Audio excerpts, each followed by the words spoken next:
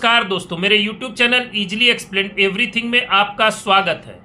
अपने पिछले वीडियो में हम लोगों ने फाइटर जेट के बारे में डिस्कस किया और ये जाना कि भारत में फाइटर जेट की क्या स्थिति है और 5th जनरेशन के फाइटर जेट डेवलप करने में भारत को लगभग कितना समय और लगेगा। अपने इस वीडियो में हम इस विषय पर डिस्कस करेंगे कि विश्व के टॉप 7 फाइटर जेट कौन से हैं और उनकी क्या क्या कैपेबिलिटीज हैं। तो फाइटर जेट को कंपेयर करने के लिए हमें कुछ टर्म को पहले समझ लेना पड़ेगा, इसके बाद हम फाइटर जेट के बारे में बात करेंगे।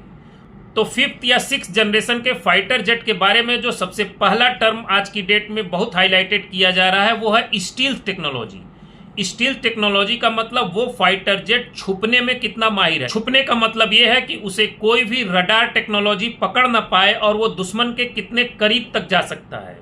इस टेक्नोलॉजी में प्लेन के शेप और कोटिंग दोनों में परिवर्तन किया जाता है। प्लेन के शेप को कोनिक, जैसा कि स्क्रीन पर दिखाई दे रहा है, ऐसा ना बना करके छोटे छोटे डिस्क्रीट साइज में बनाया जाता है, जिससे कि आने वाली माइक्रोवेव इससे रिफ्लेक्ट होकर वापस रडार तक न जाए, जिससे कि हमारा प्लेन आइडेंटिफाई हो जाए। और इसके अलावा उस पर इस तरह के मटेरियल की कोटिंग कर दी जा रही है कि ज्यादा से ज्यादा माइक्रोवेव सिग्नल को वो स्वयं एब्जॉर्ब कर ले, जिससे कि रडार उसको डिटेक्ट ही ना कर पाए। तो पहली चीज हो गई स्टील्थ टेक्नोलॉजी, यानी जिस प्लेन में स्टील्थ टेक्नोलॉजी है वो प्लेन बहुत अच्छा है और वो छुपने में माहिर है। और ये आप जानते हैं कि छुप करके आप जितना नजदीक जाकर वार करेंगे ये उतना ही अच्छा होगा। अगर अब तक आपने मेरे वीडियो को लाइक और सब्सक्राइब नहीं किया होगा तो प्लीज बेल आइकन दबाकर उसे सब्सक्राइब करें। फाइटर जेट के लिए आजकल जो दूसरा टर्म यूज हो रहा है वो है सुपर क्रूज। सुपर क्रूज का मतलब है कि विदाउट आफ्टर बर्न को यूज किए हुए वो प्लेन अपनी सुपरसोनिक स्पीड को मेंटेन कर ले। इसका फायदा यह है कि इससे हमारा फाइटर जेट ज्यादा डिस्टेंस कवर करता है, वो भी सुपरसोनिक स्पीड को मेंटेन किए हुए। अब आफ्टर बर्न क्या होता है? जो जेट इंजन का टरबाइन सेक्शन होता है उसके बाद एक कंबस्टन चैम्बर और एडिशनल होता है जो एडिशनल स्पीड प्रोवाइड करता है जेट प्लेन को। इसे ही आफ्टर बर्न कहते हैं, जैसा कि स्क्रीन पर दिखाई दे रहा है। तो इस आफ्टर बर्न कंबस्टन चैम्बर में फ्यूल को इंजेक्ट किए बिना अगर हमारा जेट सुपरसोनिक स्पीड को मेंटेन कर ले रहा है तो हम कहेंगे उसे सुपर क्रूज। और इसका फायदा यह है कि हमारा प्लेन ज्यादा देर तक हवा में रह सकता है। अब बात कर लेते हैं सुपरसोनिक और सबसोनिक क्या है। एक्चुअल में फाइटर जेट की स्पीड माक 1, 1.5, 1.8, 2 इस तरह से बताई जाती है। तो ये माक 1, माक 1.5, 1.6, 1.2 है क्या चीज? तो एक्चुअल में एक ऑस्ट्रियन फिजिसिस्ट थे जिनका नाम था अर्नस्ट माक। उन्होंने ऑब्जेक्ट के स्पीड को साउंड्स के रिलेटिव स्पीड के फॉर्म में डिनोट करना शुरू किया था। और अगर हम साउंड के स्पीड की बात करें तो लगभग 1235 kilometre per hour, 1235 kilometre per hour sound की वेलोसिटी होती है, जो कि एयर में होती है। और ये थोड़ा बहुत ऊपर नीचे हो सकती है depending upon the temperature, humidity and pollution. Normally 20 degree centigrade पे एयर में जो साउंड की स्पीड होती है वो लगभग 1235 किलोमीटर पर आवर होती है। इसे ही माक 1 कहा जाता है। तो यानी अगर कोई प्लेन माक 1 की स्पीड से उड़ रहा है तो वो वेलोसिटी ऑफ साउंड की स्पीड से उड़ रहा है। अगर वो माक 0.75 की स्पीड से उड़ रहा है तो उसे हम कहेंगे सबसोनिक स्पीड। और अगर वो माक 1 की ऊपर यानी 1.25 की स्पीड से उड़ रहा है तो उसे हम कहेंगे सुपरसोनिक। फाइटर प्लेन्स के लिए जो चौथा टर्म यूज होता है उसे कहते हैं डॉग फाइट।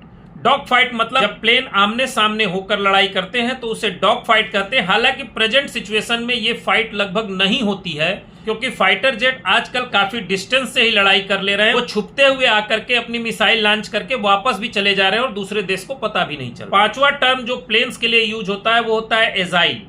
एजाइल मतलब फुर्तीला। स्पीड और एजाइल दोनों अलग अलग चीज। तो आइए अब सीधे फाइटर जेट्स पर चलते हैं कि कौन सा फाइटर जेट कैसा है। और मेरे बताने पर आप कतई मत जाइएगा कि जिसे मैंने पहले बोला वो नंबर 1 का फाइटर जेट है और जिसे मैं बाद में बोल रहा हूं वो नंबर 7 का फाइटर जेट। फाइटर जेट की क्षमता बहुत ज्यादा उसके पायलट पर निर्भर करती है। अगर पायलट अच्छा हो तो MiG-29 भी F-16 को मार के गिरा सकता है, जैसा कि आप लोगों ने देखा है। तो सबसे पहले बात करते हैं Lockheed F-35 lightning 2 fighter jet की। ये United state and allied Nations का 5th generation single seat single engine stealth strike fighter jet है और ये मल्टी रोल कैपेबिलिटी रखता है। इसकी स्पीड माक 1.6 मानी जाती है, परंतु इसमें एक कमी है, ये सुपर क्रूज कैपेबिलिटी इसके अंदर नहीं है। दूसरा फाइटर प्लेन है लॉकहीड मार्टिन F-22 रैप्चर। ये अमेरिका का 5th generation twin engine all weather stealth fighter jet है और ये मोस्ट एक्सपेंसिव और सबसे ज्यादा छुपने में माहिर फाइटर जेट है और ये अपने साथ बहुत सारी मिसाइलें कैरी कर सकता है, इंक्लूडिंग 20 mm कैनन तक ये कैरी कर सकता है। इसकी स्पीड माक 2.25 है और ये सुपर क्रूज करने में कैपेबल है। सुपर क्रूज के समय भी इसकी स्पीड माक 1.8 रहती है। तीसरा फाइटर जेट है डासो राफेल। ये फ्रांस का 4.5 generation twin engine multi role fighter jet है, जिसे गस्ट ऑफ विंड या बर्स्ट ऑफ फायर भी कहते हैं। इसकी स्पीड माक 1.8 है और ये सुपर क्रूज करने में कैपेबल है और इसकी सुपर क्रूज के समय भी स्पीड माक 1.4 रहती है। अगला फाइटर जेट है J-20। ये Chinese 5th generation stealth heavily armed और मल्टी रोल फाइटर जेट है, जिसे कि माइटी ड्रैगन के नाम से भी जाना जाता है। और इसकी स्पीड के बारे में ज्यादा जानकारी नहीं है, परंतु नेट पर आप सर्च करेंगे तो कहीं पर आपको इसकी स्पीड माक 2 मिलेगी, कहीं 2.4 मिलेगी और ये सुपर क्रूज करने में कैपेबल है। ये माक 2.0 स्पीड से सुपर क्रूज कर सकता है। अगला फाइटर जेट है सुकोई Su-57 फैलन। ये Russian 5th generation twin engine stealth fighter jet है और ये हाईली कैपेबल फाइटर जेट है। इसकी स्पीड भी माक 2 है और ये लगभग माक 1.82 की स्पीड से सुपर क्रूज कर सकता है। अगला फाइटर जेट है KF-21। ये South Korean 5th generation multi role stealth fighter jet है और इसकी रडार टेक्नोलॉजी जबरदस्त है और इसकी स्पीड माक 1.8 है। ये सुपर क्रूज करने में कैपेबल है, परंतु किस स्पीड से कर पाता है इसकी जानकारी ज्यादा अवेलेबल नहीं है। अगला फाइटर जेट है यूरोपियन टाइपून।